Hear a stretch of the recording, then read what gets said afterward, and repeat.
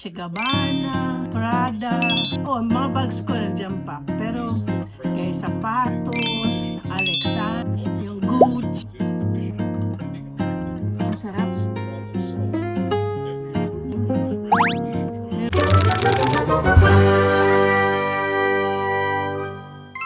Good evening. Well, 4:22 pa lang ngayon ng hapon, January 1st. I was thinking of eating squid balls. Ngayon, hindi ko type po yung sauce ng yung binilhan ko. So gagawa ako. Alam niyo po last year, gumawa na po ako. Gawa ko po to. Sabi ni Luchi at saka ni Nap, masarap daw. At the same time, meron po ako, nakita nyo ang aking atsara vlog. Pero to, hindi ko po ito na vlog. So ngayon, gagawa ko, para matimis-timis, lagyan ko ng oyster sauce, at ito. Tignan natin kung masarap. Ako, paano babuksan ito? Ganito. Alam niyo, susil dito sa Amerika, mga bubote lang eh.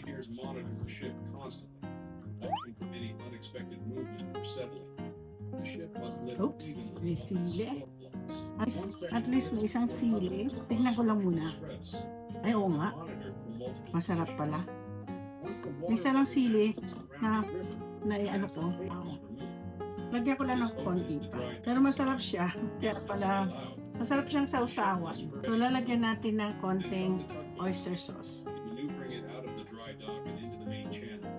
Despite their power, tugboats move forward incredibly slowly. We're not talking about pagsasamahin natin. Ready to resume the mission of defending American interests around the world.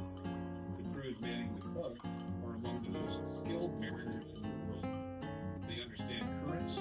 They know how the Ford will respond to every nudge. Alam niyo po yung sukang ginamit ko dito. Social apple cider.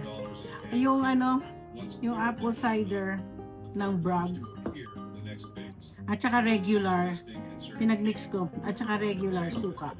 Subukan natin.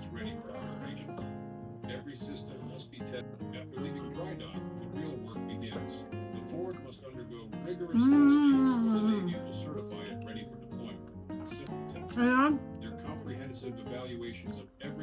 Maanghang siya pero hindi kasi anghang dun sa yung binibili ko. Super spicy kasi talaga. Lagyan ko pa ng konting oyster sauce.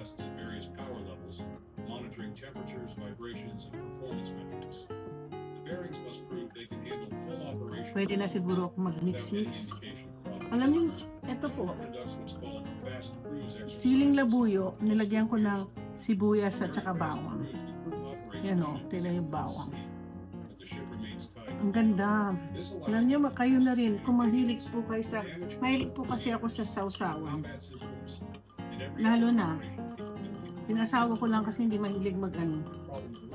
Kasi pagkain natin may mga sausawan. Dapat kakain ako ng ngayon eh, ngayon, kakainin ko sana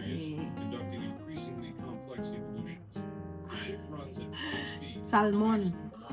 Kaya lang, ngayong araw na to bumili ako ng ang tawag nito, nagpabili ako ng chicken wings at saka yung kasi pag-adobo ko, chicken adobo ko ngayon.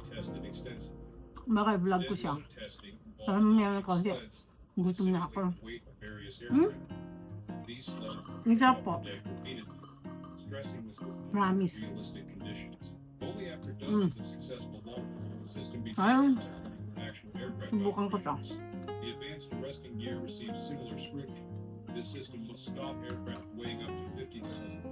Kasi marami po akong binibiling atsara. Bumili pa nga ako sa sa Asian store. May atsara kasi sila. Sabi ko, wow, may atsara. Paborito ko po kasi atsara yan. Disappointed po ako sa atsara. Hindi po. Hindi masarap. Tingnan natin.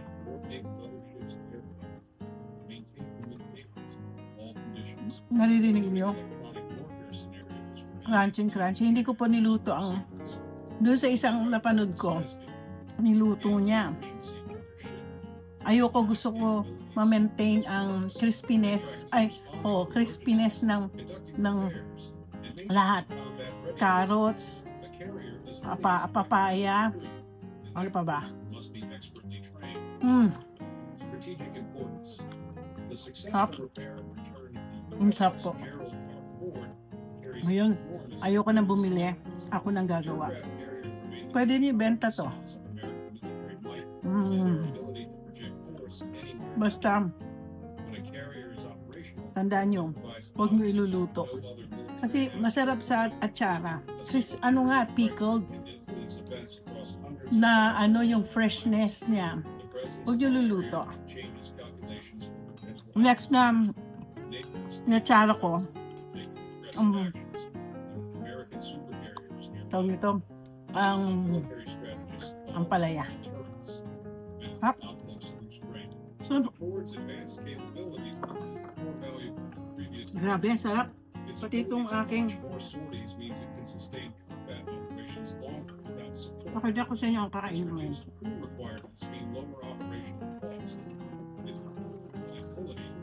Once these early issues are resolved, means more time at sea and less time in maintenance. Asawa ko may natira pang. Nandito kasi mga kaibigan niya. Kumain sila. So nag-order ako ng pizza nila. So may natira pa siyang pizza. Asawa kasi pag nagpipizza wala po siyang cheese. Itong ramen na to. Sa umaga, pangalawang kain ko ngayong January 1st, 2026. Squid balls, atsara, at ramen. Init.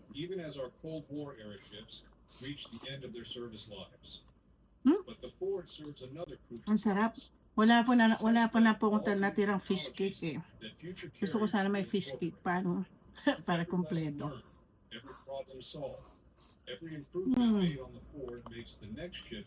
Tapos lagyan mo ng sasawan mo nito.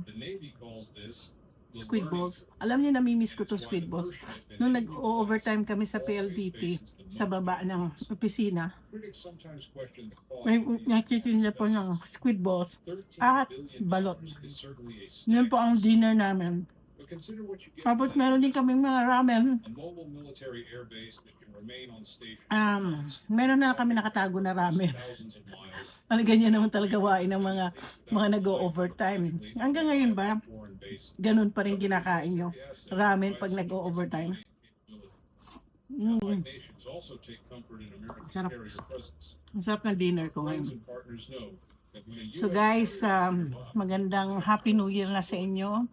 At ngayon po, alam niyo po, ako ay magpo-food vlogging na ng very useful. Useful na at economical. Yan ang promise ko sa Lord na hindi na po magbibili-bili ng mamahalin. Mahilig po ako kasi nung araw kung kilala niyo ako, alam ng mga kaibigan ko dito, kahit sa Pilipinas, yung mga friends ko doon, mga old friends ko, high school, college, mahilig po talaga ako sa mamahalin. Dolce Gabbana, Prada, mga bags ko nandiyan pa. Pero kaya sapatos, Alexander, ano pa ba yung Gucci, minsan pag hindi ko na gusto, pinamimigay ko. Mali. Alam mo sa totoo. Ay mga iba naman, marami sa Dolce Gabbana ko. Yung sister kong doktora, siyang nagsusuot. Pareho kami sa paa. Si attorney maliit na pa.